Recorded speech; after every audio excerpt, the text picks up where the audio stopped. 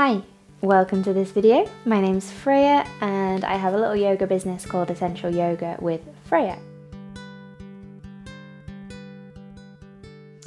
One of the questions I get asked quite regularly as a yoga teacher is what to expect from your first yoga class. So this is a series of videos to help to let you know what to expect when you show up to your first yoga class.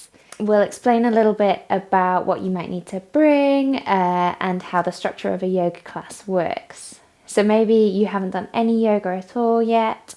Maybe you've watched a few YouTube videos or done some online practices, but the idea of actually showing up to your first in-person class is feeling a little bit intimidating. Don't worry, I can promise you once you arrive, that feeling of it being daunting will calm.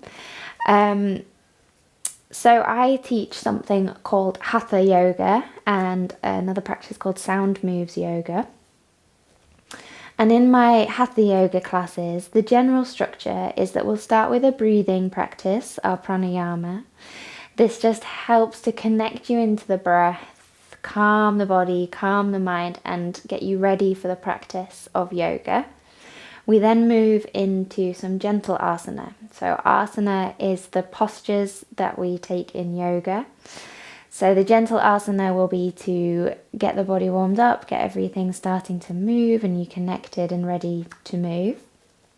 We'll then move into some standing asanas, balancing, maybe some flows. Don't worry if you have seen pictures of people doing yoga, doing all these crazy balances and what look like contortion poses. As a general rule, your regular yoga class won't have that unless it's been billed as an advanced yoga class or yoga for something specific. Most yoga classes will work in a staged approach and your teacher will give you modifications. So throughout the class, there will be a version of the pose that you can do and then you can work towards things becoming more advanced. Or you can stay at the level that works for you. Yoga is about how it feels in your body. It's not about what it looks like to the outside world or what you're achieving per se. It's about connecting into your own body and movement. And then we will, as a general rule, move into some calmer asanas again, starting to slow the body down and ease out, ready to go into meditation or relaxation. So again, meditation can feel like a bit of a daunting concept if you're new to it. Different yoga teachers will do this in a different way. Some teachers like to have some time of silence at the end of the practice to leave you with your thoughts and to find some calm that way. Some teachers like to play music. Some will do guided meditations. There are all sorts of different ways to meditate or relax, and if you feel like you're not sure how to do this or you feel like, again, the idea is a little bit intimidating, chat to your yoga teacher, ask them about meditation. There are so many different ways to meditate. It's not all about sitting dead still and dead quiet with nothing going on in your mind. There are so many techniques and different techniques work for different people. So chat to your yoga teacher. I teach different types of meditation throughout the term of classes and just according to what's going on at the time and how I feel my students are doing. So there's always something different and different techniques that work for different people. So that's the general structure of a yoga class. What you'll need to bring. So things that can be helpful to bring, of course, a yoga mat. Some teachers will lend you it if you're going to yoga at a studio. They will quite possibly have mats there, but it's always good to check because if a yoga teacher is hiring out different venues, they can't always carry around a lot of spare mats with them. So check with your yoga teacher when you sign up to the class. There is a whole range of different yoga mats. You can go anywhere from £5 to £150 or more. But if you're just starting out at yoga, I would recommend going to a store like, well, in the UK we have TK Maxx. Also, where I am in North Yorkshire, we have Yorkshire Trading. Places like that usually sell yoga mats, and you can usually pick them up for £10-15. Again, depending on what kind of thing you want. Also online, there is a website called Yoga Matters. I'll pop a link to it in the description below. I'm not sponsored by them or anything. It's just they are the website that I often use to get my yoga things, because they're a really good website and they've got everything on there. So yes, a yoga mat. Again, don't feel like you have to have the fanciest yoga mat in the world, especially when you're just starting. Go with something cheap and cheerful. See how you find the practice, and then you can start to look into other mats and other styles of mats. The second thing that would be helpful is a blanket.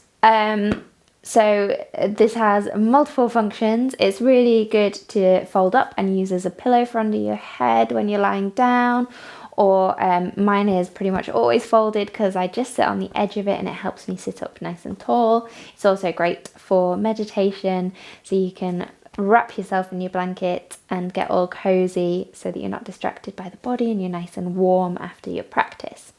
So a blanket is always a good idea. And then something else that can be helpful is what we call a yoga strap. So again, that sounds a little bit scary. You can buy proper yoga straps from, again, Yoga Matters is good, or you can sometimes find them in TK Maxx and things like that. Or you can simply use something like a scarf or a belt, anything you've got that's a long strip. This will be helpful with things like forward fold, so you can wrap it around the feet to fold forward. So if your hamstrings are a bit tight, it just means you're not reaching for your feet. And it's just generally quite a helpful thing to have in your practice.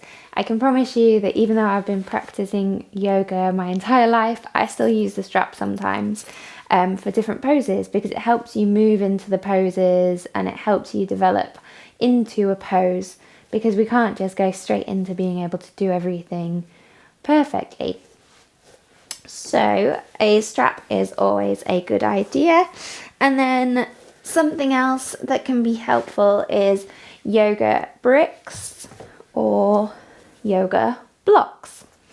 There are various different types of these. Again, some yoga teachers will bring them with them if they know that you need them for the practice. And if you're in a studio, they usually have all sorts of props in the studio.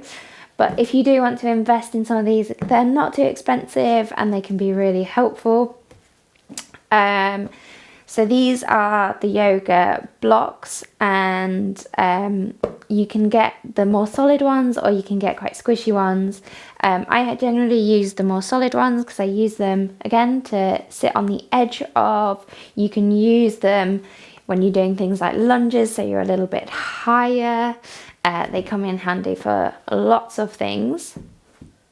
And then the yoga bricks, same principle, it's just that they're a little bit more solid. So for things like if you're doing a balance like Ardha Chandrasana, which is half moon pose, you can pop it down on the mat and come into Ardha Chandrasana, so you're not having to reach all the way down to the mat. So they can be very helpful too in progressing through your yoga journey to help you get started. And like I say, I use these all the time as well. They are a handy thing to have. So those are a few bits that are good to take to yoga with you. Also, taking things like a bottle of water is always a good idea. And then just wearing something that is comfortable.